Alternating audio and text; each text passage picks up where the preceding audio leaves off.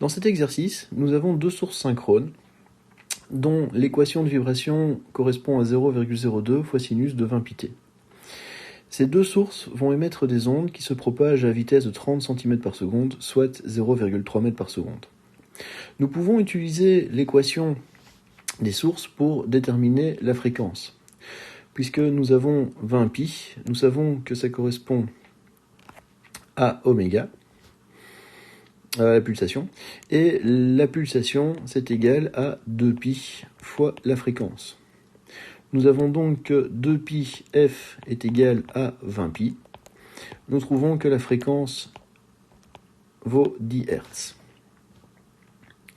Ensuite, grâce à la fréquence et à la célérité, nous pouvons trouver la longueur d'onde. Donc, la célérité, c'est égal à la longueur d'onde fois la fréquence. La longueur d'onde, c'est donc égal à la célérité sur la fréquence. On trouve comme longueur d'onde 30 cm par seconde divisé par 10 Hz, ce qui fait une longueur d'onde de 3 cm. Cette information sera très importante pour la suite. Dans le premier cas de figure, on étudie un point qui est situé à une distance D1 de 7 cm de la source et à une distance D2 de 11 cm, donc de la seconde source. Alors, on nous demande si ce point est situé sur une ligne d'interférence, soit constructive ou destructive. S'il est situé sur une ligne d'interférence, constructive ou destructive, nous savons que D2 moins D1 sera égal à un multiple n de la demi-longueur d'onde. Donc, il suffit de résoudre l'équation et de voir si nous obtenons n comme étant un nombre entier. Si le nombre entier est pair, nous serons sur une interférence constructive. Si le nombre entier est impair, nous sommes sur une interférence destructive. Dans le cas contraire, nous sommes sur un point quelconque.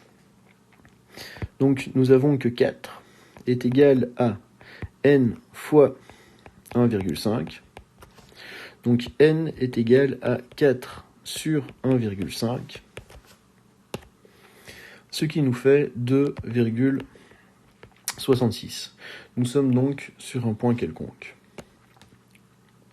Nous allons maintenant procéder de la même manière que pour le point A, sauf que la distance entre S' et le point P que nous allons étudier, que j'ai appelé ici P', vaut 4,5 cm.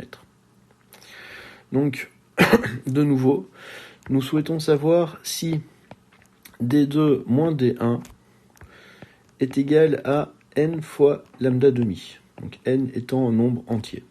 Si nous tombons sur un nombre entier pair, nous savons que nous sommes sur une ligne d'interférence constructive. Si en revanche nous tombons sur n impair, nous sommes sur une ligne d'interférence destructive. Et si enfin nous ne tombons pas sur un nombre entier, nous savons que nous sommes sur une zone d'interférence quelconque. Donc 4,5 moins 7 est égal à n fois lambda demi,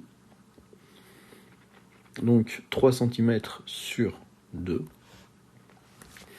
Alors, nous avons donc 2,5 qui est égal à n fois 3 sur 2, donc 1,5, soit 2,5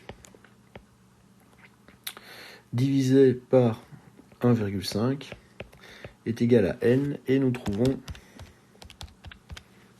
1,66.